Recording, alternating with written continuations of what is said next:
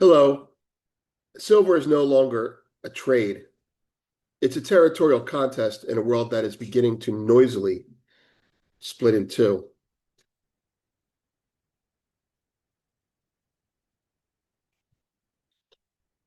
Scottsdale Mint CEO Josh Fair says silver price is being determined by sovereign competition, institutional vault control, and jurisdictional custody.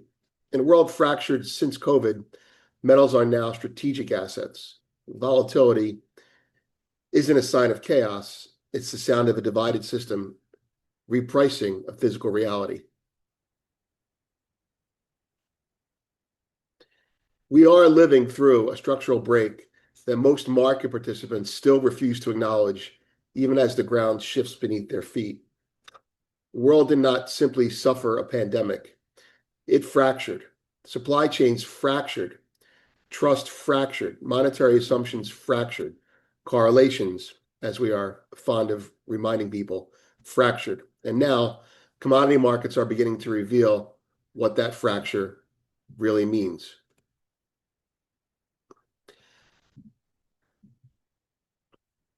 Silver is no longer trading inside a normal financial system. It is trading inside a geopolitical one.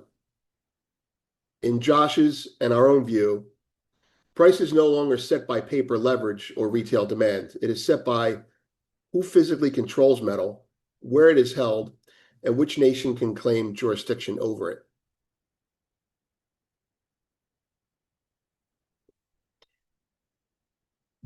China is accumulating. U.S. custodial inventories are encumbered or spoken for voluntarily constrained. European banks appear increasingly exposed as unfit for purpose. Institutional stockpiles are now strategic assets, and futures markets are slowly losing their authority as the primary price discovery mechanism. This isn't a short squeeze story. It's a sovereignty story. Since COVID, the world has been moving back toward hemispheres of control. The Monroe Doctrine is resurfacing in modern form. Critical minerals are being weaponized. Smelters, vaults, shipping lanes, and custody rights are becoming instruments of policy. We do not know how this ends, but we do know this. The old market structure is gone. Silver is no longer just a metal. It is a signal, a canary in the coal mine, if you will. Oil will be the spark if it comes to that. The signal says the world is not going back.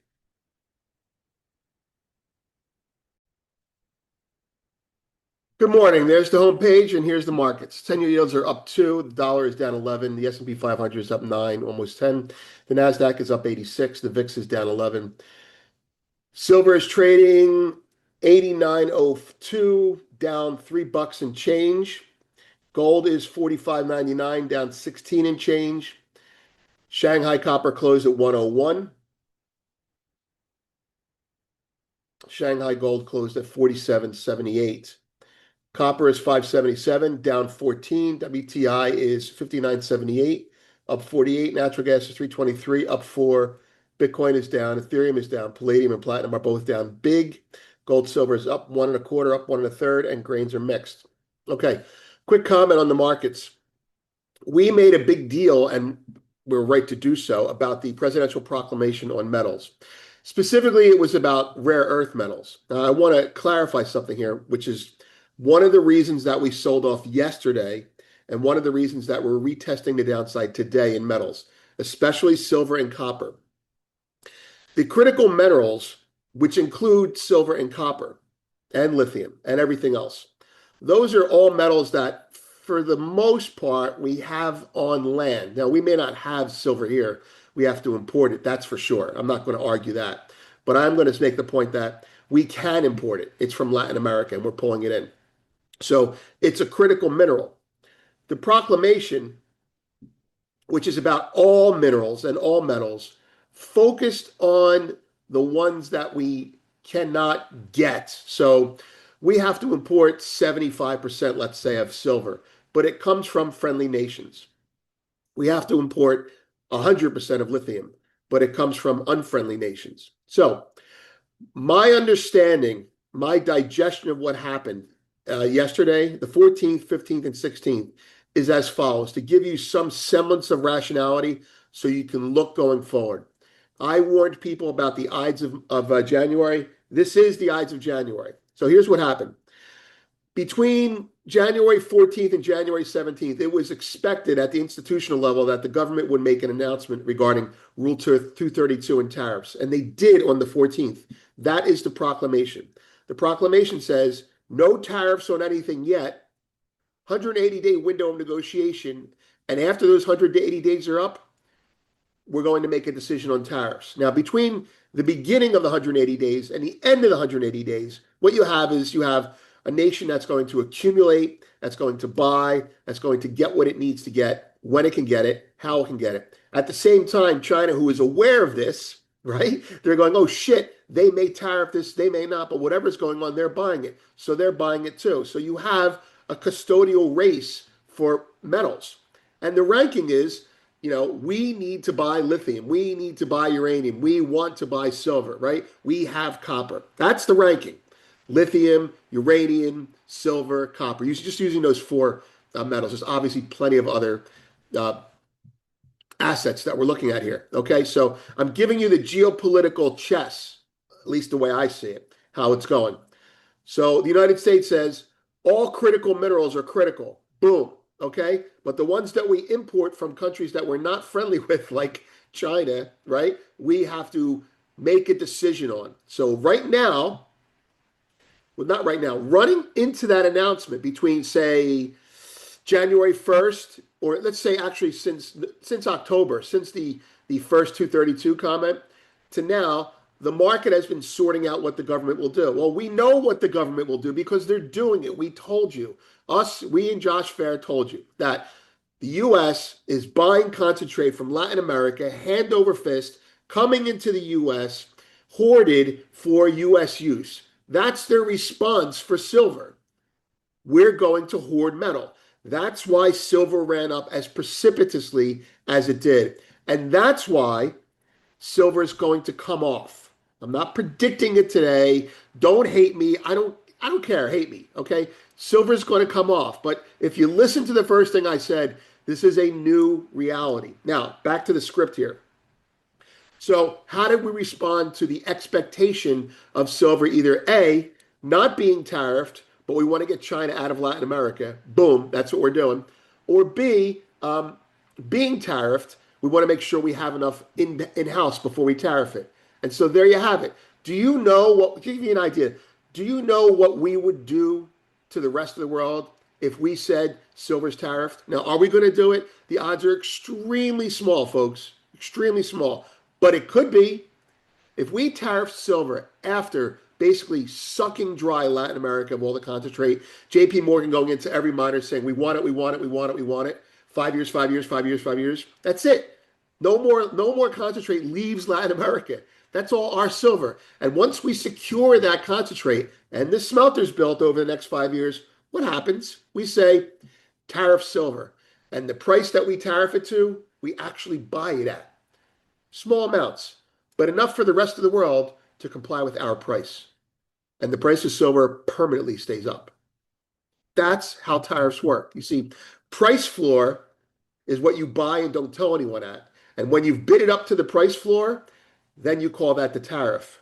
That's what they're doing in silver, my opinion. Copper, very similar. Copper, we actually have a lot of copper ore domestically. Same idea, though. We need to build something that makes semi-finished copper cathodes, right? So we want to make sure that China can't get any copper out of Latin America. They ain't getting any copper from us. Bang, bang, bang, bang, bang. We build a refinery, we build a cathode maker, and then eventually you will have a tariff on copper. I don't know when, okay? Lithium. Well, shit, we don't have any lithium, right? We don't have access to it. Okay, well, we kind of colonized Argentina and we kind of like put a foothold in Venezuela. We're getting lithium. It's just shit you get out of the ground, folks. And, as much as I love China's exploits into metals and how they're making us all wealthy, they're also leveling the playing field for everyone. It's just shit in the ground that you have to redo something with. And who's going to do something better with it than us? No one that I know of. So what are we doing with lithium right now? Well, shit, we don't have access to lithium. All right, well, we've already got footprints in Latin America. Let's see if we can cut deals with who else has lithium. Let's cut a deal with them, right? Maybe I don't know, but maybe Greenland has lithium. Maybe they've already mined lithium, and we're just the point is we're securing the future of the United States' ability to remain self-sufficient in a world that has deglobalized. So, bringing it back to the chart, that's why silver's down. That's why copper's down. Because the event, the presidential proclamation, said no tariffs. No tariffs is bearish for copper, for silver, for gold, for everything. Not because there's peace, not because there's happiness. It's just kicking the problem down the road while we buy more. So we've been buying. So here it goes. Silver. Oh shit, we better start buying it. Buy it, buy it, buy it, buy it, buy it. Everyone starts buying it. China goes, oh shit. They start buying it, buying, buying it. And then we say no tariffs, everything backs off. But it backs off at a higher level. Can silver crap out to $50? Sure. Would I buy it? Of course I'd fucking buy it. You got to be out of your mind. Okay. Anyway, as I said, I'm looking for miners now. That's what's going on. That's the correct, in my opinion, that's the correct take on what's going on in markets right now. Look at the markets. The metals that were up are down. I don't have lithium available. Uranium is an example. Uranium is probably up and then up more because shit, they bought it and now they're going to buy even more of it. We have to secure supplies. Hi, Canada. I know you have a lot of uranium. That's probably what this is going to be about at some point. Okay. Enough with that's why the markets have done what they've done. This is a story that I based that on Metals Exec, Silver Physical Market under Strategic Pressure, right? That's Josh Fair. And essentially, Josh Fair did a video. We had discussions, and we did a collaboration on a post. News and analysis found the special price floors are coming. That's what we just said. If you don't know what a price floor is an inverted tariff. A price floor is, I'm going to buy all I can up to 100. And I'm going to take my time over 3 years. And then after I get all I need up to 100, I'm going to tell the world I'm tariffing the shit out of it up to 105. And then watch them panic. That's why China's panicking. They know what's coming. They're not dumb. Coming soon over the weekend, HSBC's gold outlook for 2026, silver's cresting wave. That's also their outlook for 2026. ING, believe it or not, calls their report the metal's new era. It's almost like they're listening to Michael Oliver, silver's new reality. Me, when I'll say the silver reset, the silver recalibration, other people. By the way, it's also dangerous when a bank like ING says that. The future of work, what AI will do to transform work in a very thorough explanation by a firm that will remain anonymous. Morgan Stanley, coincidentally, they see buying of uranium returning. And it's kind of inelastic demand, which makes sense given all the news that's coming out. Speakers today, we don't care. So now I'm going to pull up a chart, 4 charts to be exact. The first chart I'm going to pull up, this is to the presentation I did. This is relevant to it. This is copper between 1990 and 2007. Sometime between 1990 and 2004, copper was a sleepy metal. You buy it at 50 cents if you can get it, and you sell it at $1.50. I remember that. I mean, I didn't trade copper that much, but it was a pretty cool market, even though it was like that.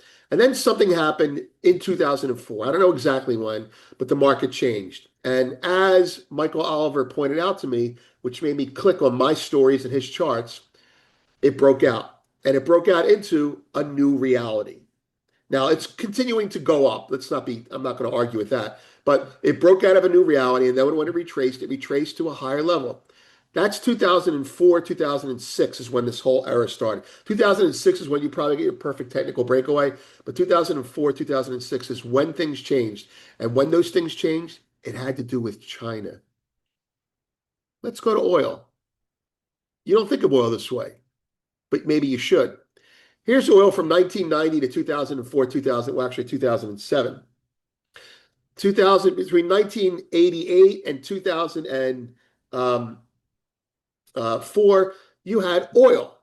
Long base, usually a $20 item. with spikes during wars. That's the Iraqi war, and the second one is 1999 and 2000 and Y2K and Easy Money. But you see those two spikes, spike, and then another spike recently, and then not recently in 2000 and 2003.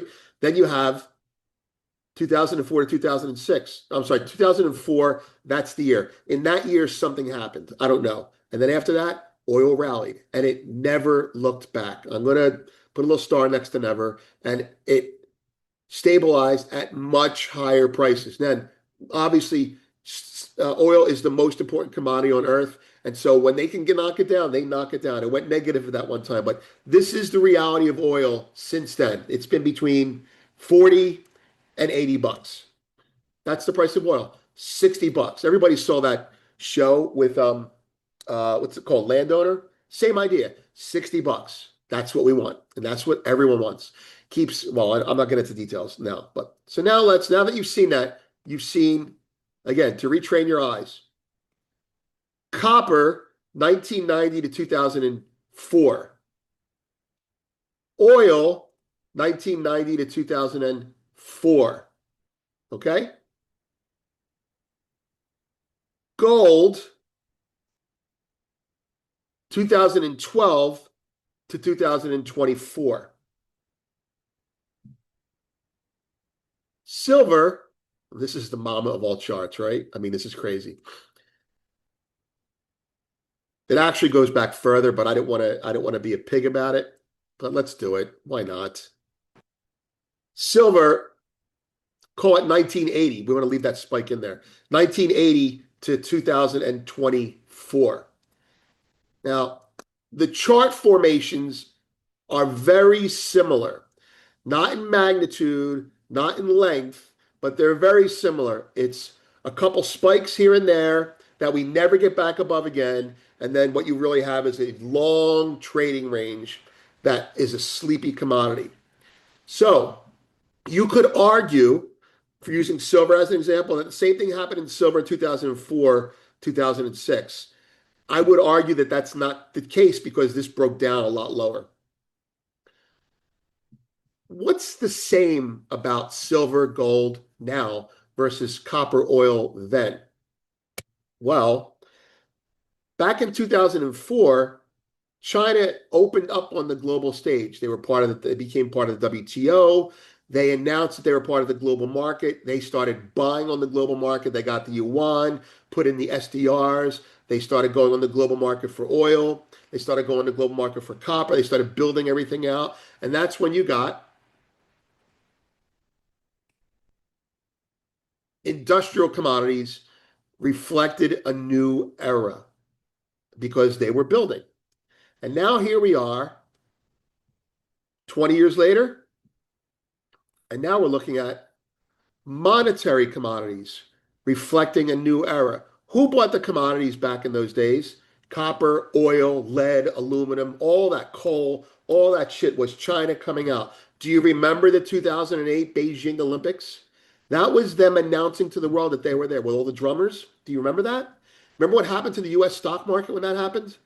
We crashed because oil got too high, rates got too high, and housing was too full of shit, and we crashed. Now here we are in the next phase of China coming out on the world market. And I'm telling you that what happened in industrial metals is now happening in monetary metals, and it's not looking back. So why is silver up so much? Because part of it is like copper and part of it is like gold, because silver's more than money. Silver benefits from both of these things now, because for 50 years, it suffered from both of these things. So I would put to you that the world is now making room for China in a monetary way, the way it made room for China in an industrial way in 2006.